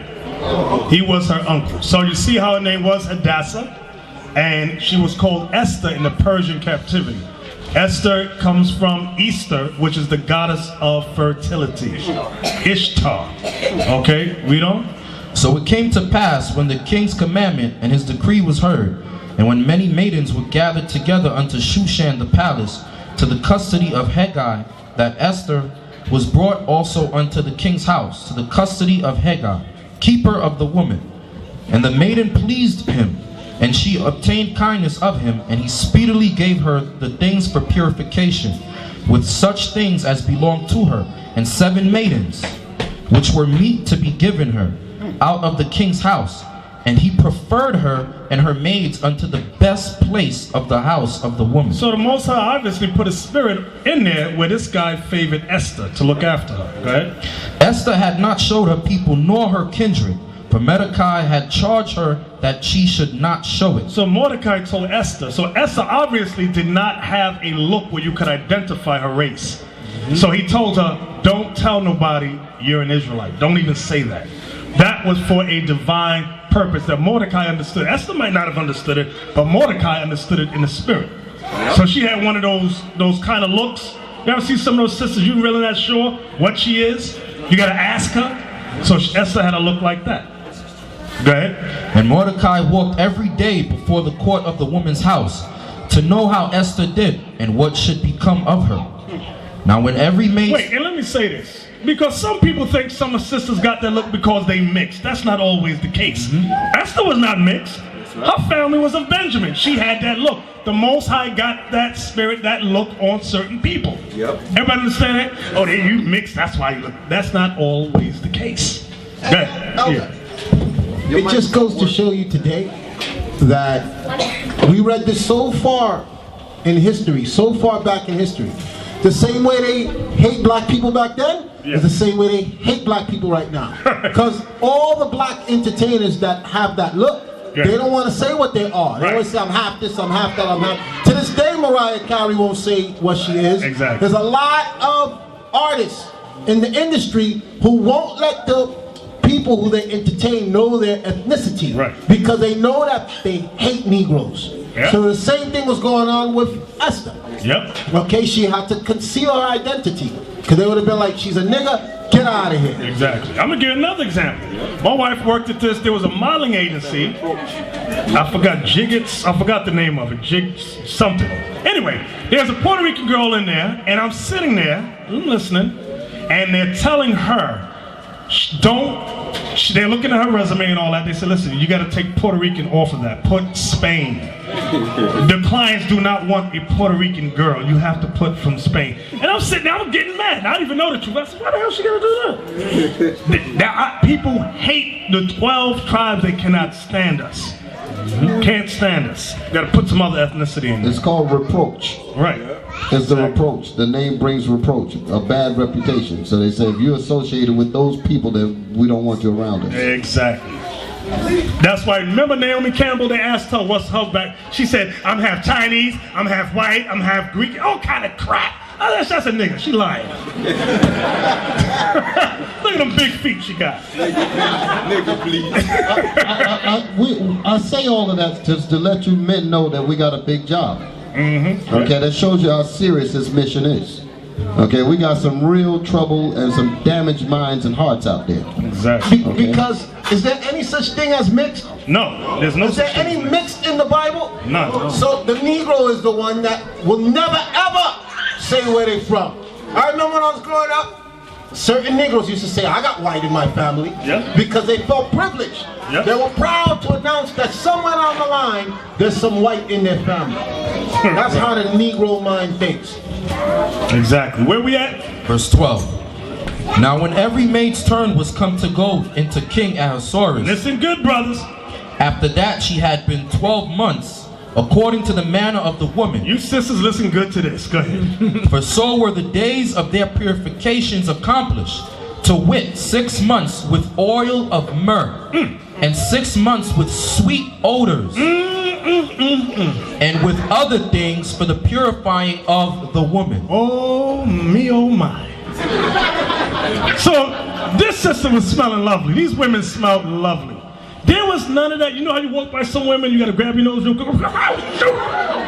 That didn't go on back then. When they bathed, they knew the art of bathing. They put oil all in the water. Some of these women don't know.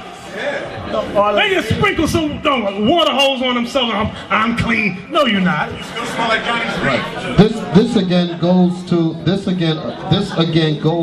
the fact that we have been steered away from our Constitution. We've been steered away from our customs. This Bible is how we all supposed to live. I want y'all to listen to me. Stop laughing. I want y'all to listen to what I'm saying. This right here is showing you that we have been bamboozled away from our records, and we've been looking to the enemy for a way to live as a guidance. Our women looking up to cosmopolitan white folks, trying to figure out how to deal with a black man. Right. And black brothers is trying to look at the white woman on how to deal with this woman. No. The only thing that's going to connect the nation of Israel is this Bible. Get your head out of this white man's television. Get your head out of his ways of how to make love to your woman and all that garbage. Leave all that crap alone. The Bible tells you that we must have our minds retrained. Okay? Get out of his mess and find out how to deal with each other with this Bible. That's the reason why I was saying earlier how destroyed we would be. That's why I said I was saying that we don't really know how damaged we would be if this Bible wasn't here. This right here is literally going to fix the problem. All thing we have to do is put it in action. Exactly. Literally. We're almost done. Read verse 12 again. One more again. Verse 12. Now when every maid's turn was come to go into King Ahasuerus, after that she had been 12 months, according to the manner of the woman, for so were the days of their purifications accomplished, to wit 6 months with oil of myrrh, and 6 months with sweet odors, and with other things for the purifying of the woman. Now let me add this. You know how some sisters will, I ain't talking about no one particular sister. You know how sisters will carry around lotion all the time? Because they ashy when they come out of the tub. There was no ashy women back then. You know why? Because in the water, with those oils, I don't know how many of you ever try this. Sisters on the side over here. Sisters online. When you get into the tub, of course, number one, because under the tub you want to first get the dirt off, take a shower. Then get into the water, hot water, put some oil and myrrh, watch. Even try it with baby oil. You come out of the water, dry off, you will not be ashy. You will not need 1 inch of lotion on you. But that little basic thing, women are I'm ashy. I'm ashy, I'm just all messed up. That's because they read these magazines. And you know what else? What else also happen when you bathe in the oil? It also seep into your pores. Yeah, exactly. All right, so for weeks you might use that same oil, but when you always meet that person, they always got that scent. That Right. scent coming out of their body, not their clothes, from Right. their body. Because when you read the scripture, it tell you 6 months they was bathed in oil. You understand? Before they meet the king. You understand? So when she can meet the king now, she gonna naturally got that beautiful scent on her body. Right. You understand? And they ain't gonna leave. You know, there ain't no funky scent, none of that. Even when she sweat, the sweat gonna be smelling like Frank and Myrrh. I'm gonna get I'm gonna prove it. I'm gonna prove it. Listen. I'm gonna prove what he just said. I'm gonna prove what he just said. Have y'all ever come in contact with somebody who's been smoking for many years? Yeah. And they're not even smoking. You never seen them smoke, but you smell it coming out of their pores. Yep. Exactly. Okay?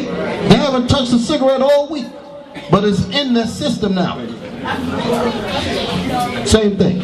Now, let me just say to add to that, some of these sisters, maybe not in here or online, but some women always want to know why their man don't want to kiss their feet. Your feet stink! If you oil your feet, get in the tub, the feet will, the foot will, the ash will go.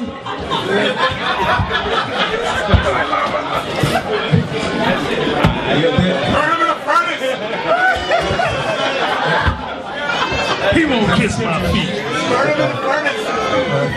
Yeah, the scripture also teaches that have to be taught as well. You understand, among our women. You understand, we have to that listen have to be taught. Sisters don't feel bad to talk to another sisters. You understand, to trying to get their smell or trying to get anything off us, because we like a family here. You understand? That scripture proves that have to be taught. You understand? I mean, like you see me like Deacons Malachi just explained. So it's a process, because we've been in the Esau captivity so long. So we into perfume, we into things that is not good for your body. You understand? But the natural things, the Bible is proving to us what is the natural things, so we can still smell good. You understand? Exactly. Yes, Bezalel, we're gonna close it out. There's an example in Matthew with a woman that bought the precious ointments. Right, exactly. She had oils, so why she had those oils? That's right. She probably did the same thing. Exactly. All right, tomorrow we're gonna take up with Esther 2:13. We're gonna end it now.